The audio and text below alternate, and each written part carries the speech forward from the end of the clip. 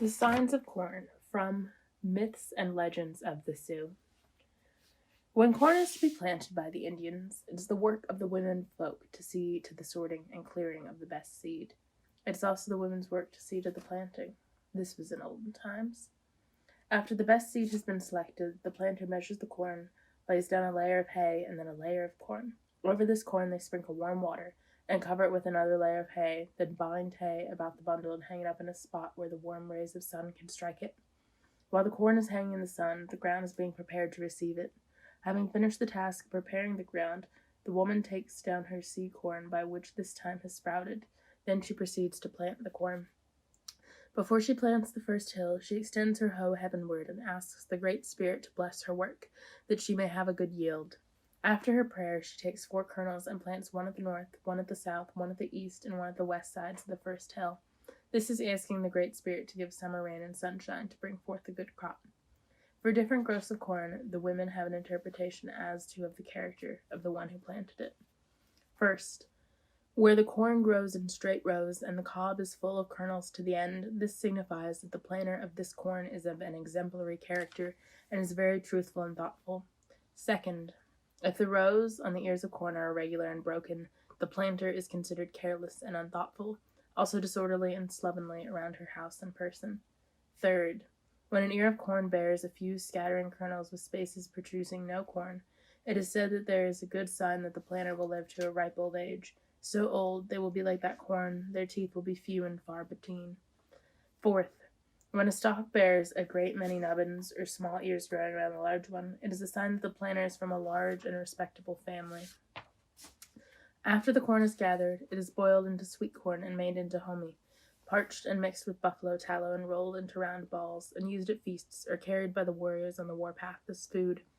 When there has been a good crop of corn, an ear is always tied at the top of the medicine pole of the sun dance, in thanks to the Great Spirit for his goodness to them in sending a bountiful crop. Ukatomi and arrowheads from Myth and Legends of the Sioux. There were once upon a time 2 young men who were very great friends and were constantly together. One was a very thoughtful young man, the other impulsive, who never stopped to think before he committed an act. One day these 2 friends were walking along, telling each other of their experiences in love-making. They ascended a high hill, and on reaching the top heard a ticking noise as if small stones or pebbles were being stuck together. Looking around, they discovered a large spider sitting in the midst of a great many flint arrowheads. The spider was busily engaged making the flint rocks into arrowheads. They looked at the spider, but he never moved, but continued hammering away on a piece of flint which he had nearly completed into another arrowhead. "Let's hit him," said the thoughtless one. "No," said the other, "he is not harming anyone.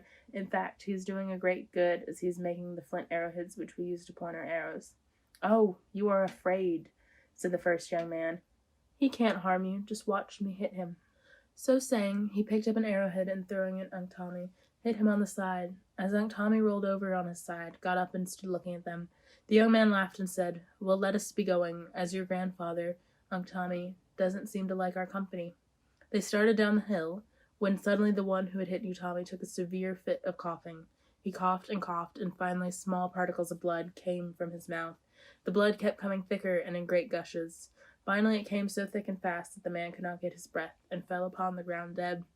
The thoughtful young man, seeing that his friend was no more, hurried to the village and reported what had happened.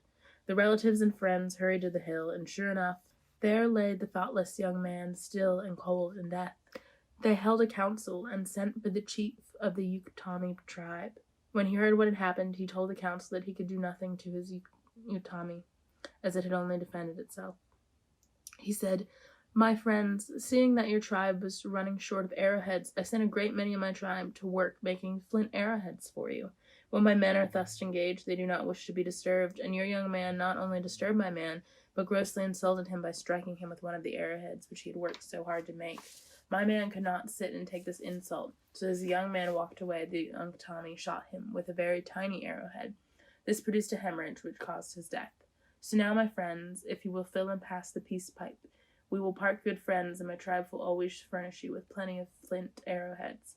So saying, Unc Tommy Tonka finished his peace smoke and returned to his tribe. Ever after that, when the Indians heard a ticking in the grass, they would go out of their way to get around that sound, saying, "Unc Tommy is making arrowheads. We must not disturb him." Thus it was that Uncle Tommy Tonky, Big Spider, had the respect of this tribe, and was never disturbed in his work of making arrowheads.